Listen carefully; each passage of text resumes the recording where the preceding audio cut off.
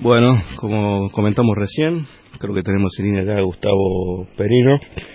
Lo vuelvo a presentar, licenciado en Peritaje, Evaluación de Obras de Arte, docente de la Universidad del Museo Social Argentino y fundador de GIBOA, que es un grupo interdisciplinario dedicado a la evaluación de obras de arte. ¿Cómo estás, Gustavo? Hola, buenas noches. Buenas noches a toda la audiencia. ¿Qué tal, Gustavo? Soy Oscar Rizzo también. Gracias por estar ahí, Gustavo. Bueno, comentábamos recién cuando empezamos el programa algo acerca del Grito, de esta obra fantástica, ¿no? Y bueno, y hacíamos un breve bosquejo de lo que fue la aplicación de ciencia y tecnología para el análisis de esta obra, para la detección de una mancha ahí que tenía mal traer a los críticos de arte y a los científicos por igual, me parece. No sé si tenés algún comentario al respecto.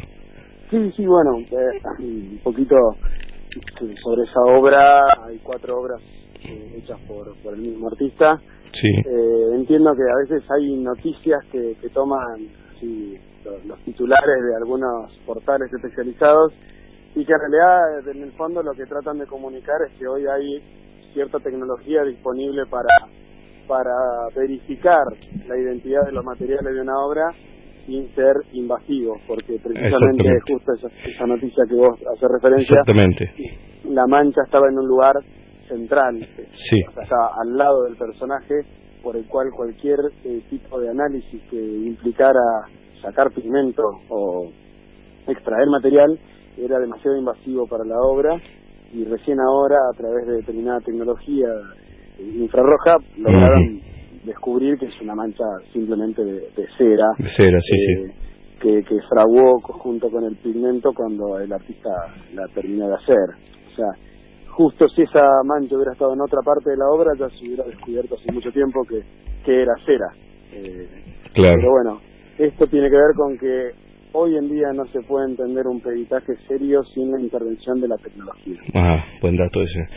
Decime, Gustavo, la tecnología en ese sentido es no invasiva, o sea que uno no tiene que dañar la obra. Se puede hacer una tecnología solamente, es decir, para detectar si una obra es legítima o no, para detectar los aspectos con que fueron pintados, determinar el momento en que fuera pintado en forma no invasiva en esos momentos. Bueno, ahí hay que hacer varias diferenciaciones y todo tiene que ver con disponibilidad económica. Sí.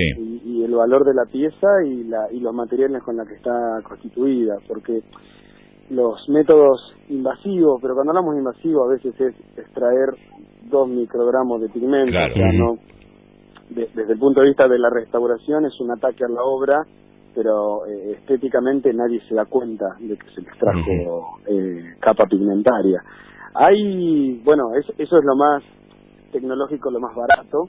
Después hay otros métodos como la reflectografía infrarroja o la espectroscopía Raman, que son métodos más sofisticados que requieren de equipos más caros y que a veces los expertos no contamos con ese equipo en nuestro laboratorio y tenemos que terciarizarlo, y eso encarece muchísimo el análisis, ¿sí? En el caso nuestro de Argentina, el espectrómetro Raman y determinada tecnología la tiene el Instituto Nacional de Tecnología Industrial, con el que nosotros hicimos un convenio precisamente para poder llevarle obra reiteradas veces y poder, cada vez que avanzamos sobre una investigación, estar en contacto con los científicos de INTI y poder hacer una causa común del peritaje de arte.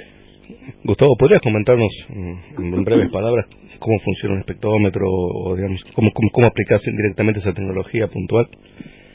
Bueno, yo te puedo explicar desde el punto de vista de usuario y no de técnico que trabaja en el laboratorio. Sí, entiendo. Con las salvedades del caso, sí. La espectroscopía Raman es un haz de luz que se pulsa sobre la capa pictórica. Sí. Cada pigmento tiene una composición química determinada y refracta hacia sí mismo haz de luz con una información del ADN de ese pigmento. Eso, como a veces cuando nos hacemos un electrocardiograma, que tenemos un gráfico de ondas, bueno, ese gráfico de ondas se representa en la computadora por cada pigmento, y ese gráfico se compara con un pigmento original, y de esa manera se puede determinar si la obra contiene un pigmento que utilizaba el artista o no.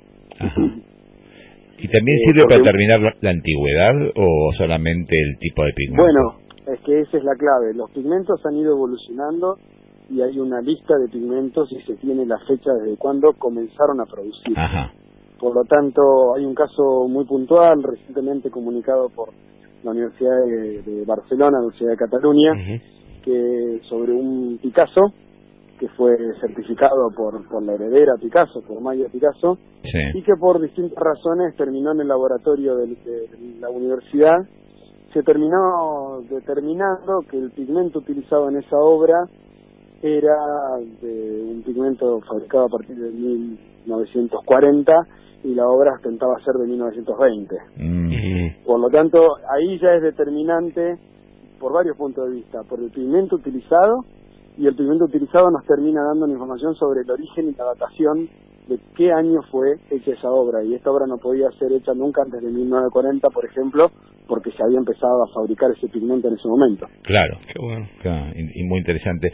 ¿Y vos has participado en algunos casos resonantes, digamos, de detección de obras robadas o alguna situación, algún comentario en ese sentido que nos puedas hacer? Sí, mirá, nos ha tocado analizar, y eso también está publicado por el INTI, con obra de arte argentina, obra que había sido cuestionada por el mercado o habían dicho que pertenecía a un artista que no era, y el cliente muchas veces llega a nosotros frustrado de atravesar una serie de entrevistas con gente del mercado que no tiene que ver con intenciones, no tiene que ver con una mala intención, sino con una falta de conocimiento, ¿no? Sí. Entonces la obra que no es visiblemente identificable como la de ese artista la rechazan, dicen que es falsa, cuando en realidad a veces mientras más rara es la obra, más posibilidades tiene de ser auténtica. Y nos pasó con obra de Valentín Tibón de Livián, pasó con obra de Priliano Pueyrredón, y recientemente, obviamente no podemos dar demasiados datos, porque tenemos un deber de confidencialidad con el cliente, seguro. Pero hemos participado de una extracción de pigmento de una obra de Modigliani, de Amedeo Modigliani. Estamos en pleno proceso, ese trabajo no culminó. Es importante porque, bueno, la obra de Amedeo Modigliani está entre los 15 y 20 millones de dólares en adelante. Claro, hay mucho dinero en juego, claro. Exactamente, entonces la importancia y la responsabilidad por el valor de la obra, ¿no? Gustavo, ¿y cómo es el paso a paso para identificar si una obra está falsificada o no es fidedigna, digamos? ¿Qué cosas en el día a día o cuáles serían la secuencia lógica que debería seguir para llegar a una conclusión científica que te ponga el rótulo que esa obra no es fidedigna? Bueno, nosotros en Giboa hemos registrado un proceso de trabajo, no quiere decir que sea el único ni que sea el único válido, sino que es un proceso de trabajo particular, donde desde que llega una obra hasta que sale su certificación puede atravesar un periodo de 30 a 45 días de estudio, y donde se empieza desde lo más general y lo más básico visual, desde si coincide la estilística, si coincide el estado de conservación que tiene la obra. Para, por ejemplo, una obra que ostenta tener 100 años de antigüedad, es difícil que nunca haya tenido un marco, es difícil que esté en un estado impecable, ¿no? Claro. Pasando de ahí se pasan los parámetros lingüísticos y estéticos, donde ya se busca obra testigo. La obra testigo se considera la obra que es indubitada, o sea, la obra que es de ese artista, y la conseguimos de colecciones públicas, de distintos museos, y esa es nuestra base de cotejo. Siempre la pericia, para el que nunca estuvo en este mundo, la pericia es por comparación. Bien. O sea, se compara la obra original, que no se tiene duda, con la obra que se está estudiando. Bien. Es equivalente en medicina al estándar de oro, el gold standard, digamos, o sea que vos tenés un estándar que vos sabés que es cierto y sobre eso vos estás comparando. Exactamente. Como no siempre se tiene certeza de que la obra sea de ese museo, sea la original, nosotros buscamos obras de varios. Entonces ahí minimizamos el margen de error. Claro. Y bueno, una vez atravesados los procesos lingüísticos y estéticos, se va ya al último parámetro, que es el técnico, donde ahí es técnico de media, baja, o sea, de baja, media y alta complejidad, que implica el análisis de grafismo pictórico. El grafismo pictórico es homónimo a la pericia caligráfica, ¿no? O sea, nosotros escribimos de una manera y por más que nos quisiéramos falsificar a nosotros mismos, un calígrafo lo determina, lo detecta. Claro. Entonces también está lleno de artistas que en vida han desconocido obras que ellos mismos han hecho. Entonces hay procesos similares a lo de la pericia caligráfica que se aplican al peritaje de arte. De hecho, nosotros somos interdisciplinarios, ahí tenemos dentro de nuestro equipo a calígrafos y a historiadores del arte, donde cada uno aporta su saber para completar el proceso. Y por último, lo que dije al principio, ir a un instituto como el INTI o el CENEA y llevar el análisis, o sea, llevar la muestra de pigmento para que ellos se expidan contundentemente sobre su composición. Eso ayuda a que después de 40, 45 días de trabajo, los peritos estemos en condiciones de llegar a una conclusión y decir que todo eso tiene que ver con una obra auténtica de tal artista o no, o por el contrario, refutarlo. ¿Te pasa en el día a día que podés cerrar un caso con tecnología acá en el país o tenés que enviar material afuera o tener algún contacto con algún medio, algún lugar extranjero? Bueno, afortunadamente en Argentina estamos técnicamente capacitados para hacer lo mismo que se hace en Europa y Estados Unidos. Recientemente nosotros organizamos un congreso internacional de peritaje que fue el primero en la región, donde vinieron expertos de Europa y de Estados Unidos y la verdad que las técnicas que ellos compartían son técnicas que se pueden aplicar tranquilamente aquí en Argentina, en Buenos Aires. La diferencia es la antigüedad con la que ellos están aplicando esas técnicas. Entonces es necesaria la interconexión entre expertos de un país y del otro, precisamente para acotar los tiempos de investigación.